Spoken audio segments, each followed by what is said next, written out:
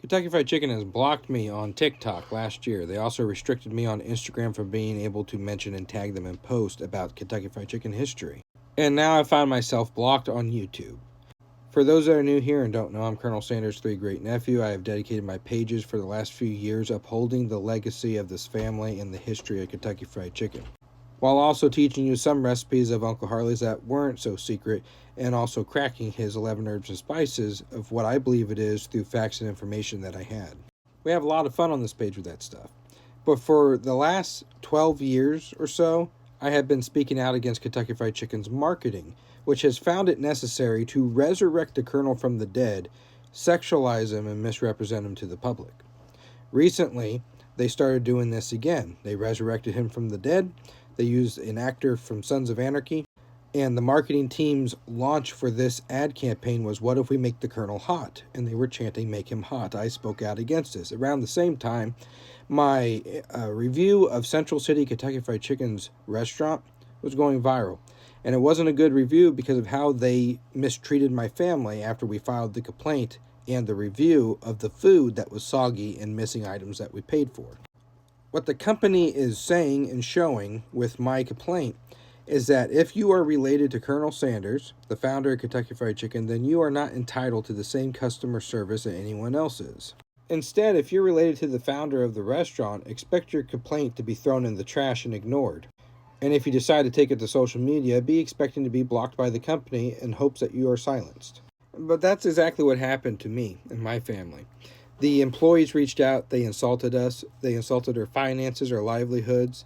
They said very rude things to us for filing a complaint against the food. So no, I'm not going to let that down, and I'm going to speak out against it until the issue is resolved or everybody's talking about it, to the point where Kentucky Fried Chicken is forced to issue an apology for it. Today, they're misrepresenting my uncle to the public. They are misrepresenting him to the public as the official brand, not as Saturday Night Live or some comedic skit, and not in good faith either. They are doing it because they are desperate for money, and they're losing their relevance in today's society, so they're trying to make Colonel Sanders more relevant again. Well, Kentucky Fried Chicken had the chance to work with the Sanders family once again, and for those who want to argue with me on that point, Colonel Sanders' nephew, James Sanders, my great-great-uncle, he took over being the spokesperson and one of the marketing team members after Colonel Sanders died in 1980. James Sanders died in 1989, but just before his death, Kentucky Fried Chicken fired him. This forced him to sell his franchises that he owned in Indiana, and this forced him to retire the suit for Kentucky Fried Chicken. And yes, he was a Kentucky Colonel just like I am. For those that don't know how YouTube works, you can't actually block people on YouTube, but you can hide users. When you hide a user that comments on your page still sees their comment, but your comments are hidden from the world. Now, YouTube, I only have 10,000 followers. I don't have that big a foot in the door there. When TikTok, I have 400,000, and Instagram, I have 100,000. So I'm able to have some kind of influence on those apps, but on YouTube, I don't. And KFC knows this. Their marketing team knows that I don't have a leg in that app compared to their following and compared to these other apps that I'm known on. So what they're doing with each platform, the viewership is different.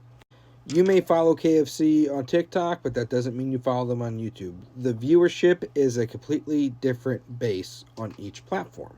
So they're hoping to silence me on YouTube to where their fan base on YouTube does not see how Colonel Sanders' family has been treated by the marketing team or the corporation. Because all I did was comment these things in their comment section, and they found it necessary to block me on there too. So no, I won't be quiet. I want everybody to know Kentucky Fried Chicken is blocking the Colonel's family on social media. They're blocking us and deleting our comments from being able to speak out against how the quality is now versus how it was when Colonel Sanders was alive. They're blocking us from being able to speak out against the misrepresentation of Colonel Sanders and bring awareness to who he actually was and the history of how Kentucky Fried Chicken has treated his image after his death. They are trying to silence me from being able to expose how they have treated me, how they have blocked me. KFC had the opportunity to have a real Colonel Sanders in their comeback campaign and go back to the original way and start fixing their quality. You can make all these fun ads as much as you want, but it doesn't do a darn thing for your cause if you don't fix your quality first.